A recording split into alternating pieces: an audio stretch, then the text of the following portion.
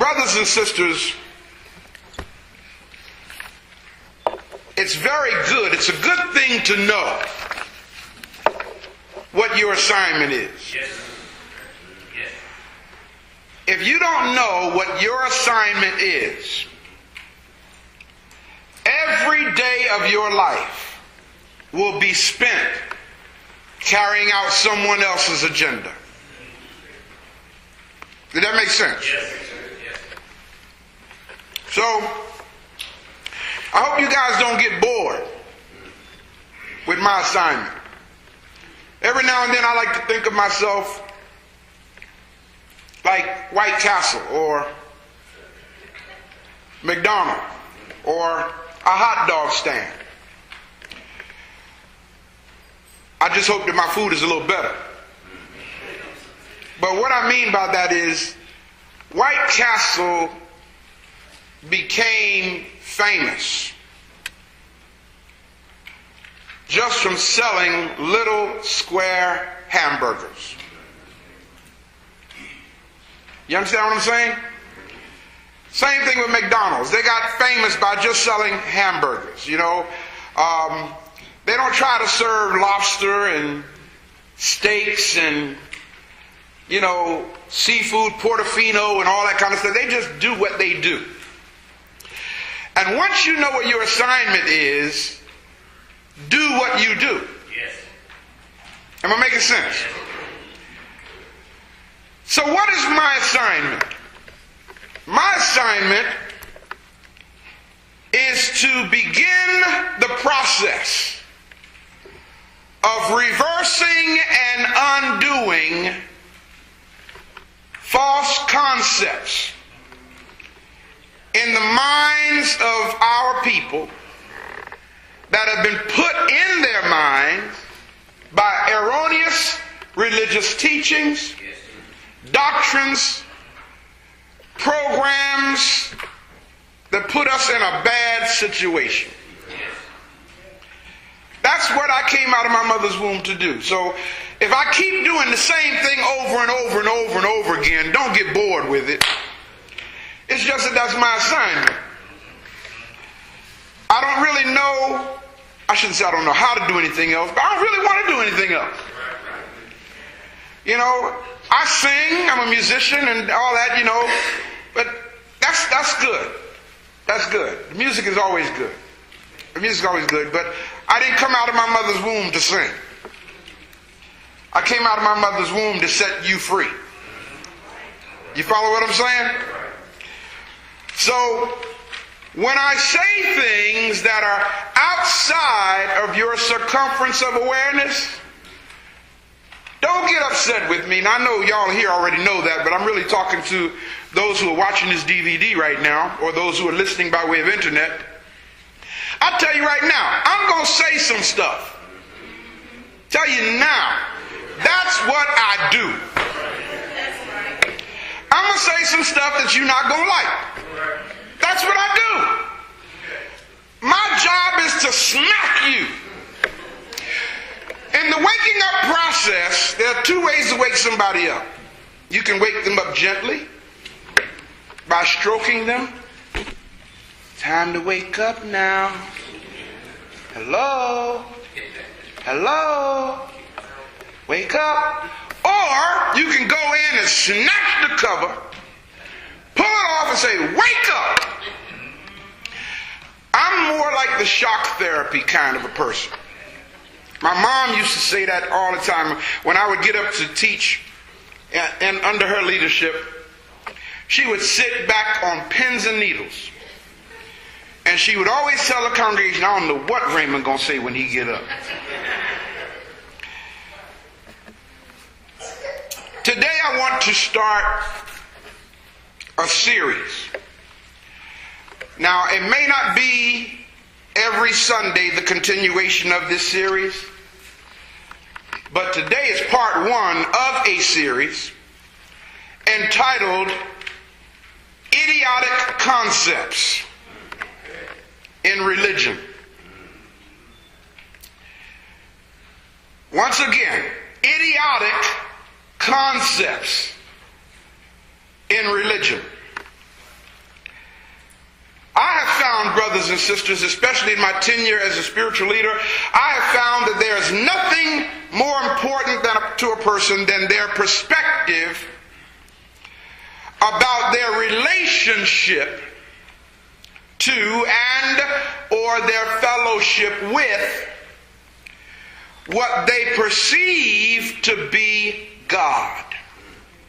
Now I want y'all to listen to me well, because I'm going to be saying stuff specifically and on purpose. I don't want y'all to hear how I'm saying it. Nothing is more important to a person than their perspective about their relationship to and or their fellowship with what they perceive to be God. Are y'all hearing how I'm saying this? And because of this innate need, concepts, ideas, opinions, doctrines, and scruples have been developed for the sake of controlling the behavior of those who are vulnerable to the concept of God. Did y'all get that? Everybody say vulnerable to the concept of God. A lot of people are vulnerable to the concept that God is either pleased or displeased with them if they do or do not comply with the standards, with the codes, with the ideologies that those in power have created. Are y'all with me? In other words, most of us really honestly don't know God. What we know are concepts that have been put in our minds by people who want us to think a certain way about God. Am I making sense to you? And if your thinking or if your life is not in alignment with their opinions, with their concepts, with their ideologies, they have inculcated into their teachings a guilt program, a self-condemnation program, to make you feel that God, the God that they made up now, God is displeased with you. So consequently, you end up living your life trying to meet the standard that was established by someone else as to what the mind of God is, instead of coming up with your own. The problem is, as long as you're trying to live up to someone else's standard about what they think God is and taught it to you since you was in Sunday school, you will never be free.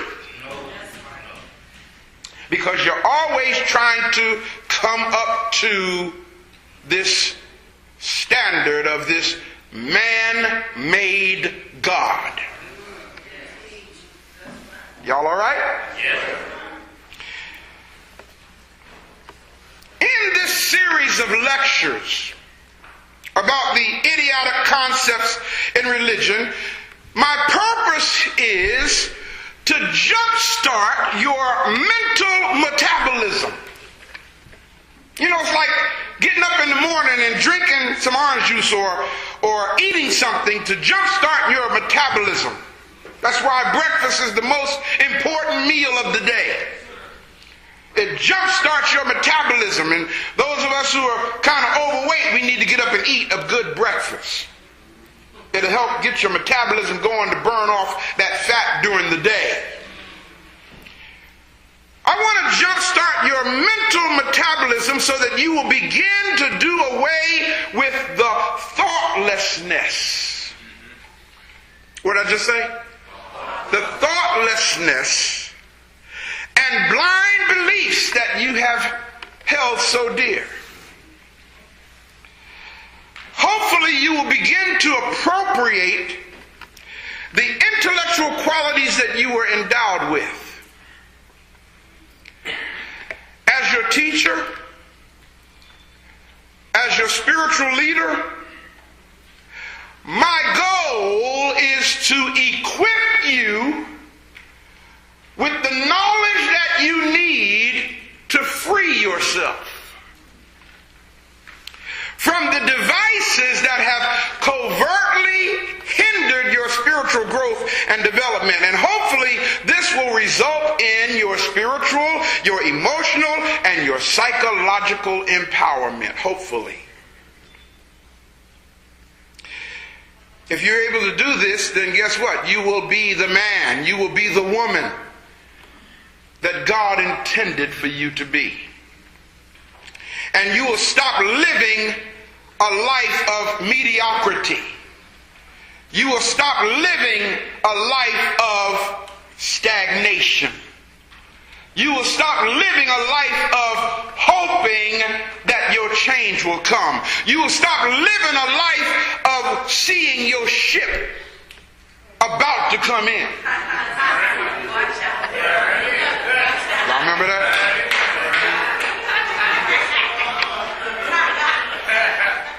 Brothers and sisters, religion, everybody say religion. Religion has been used as the instrument of menticide. Now this is not the kind of message that's supposed to come from a pulpit. You see, the pulpit is supposed to be the platform of controlling you. That's the brother just talked about, the preachers that came up and marched against us. See, because this platform here is not being used like the others are. This platform is being used as it's supposed to be used, and that is the platform of setting you free, not keeping you bound. I'm going to make it simple. I just used a word called menticide.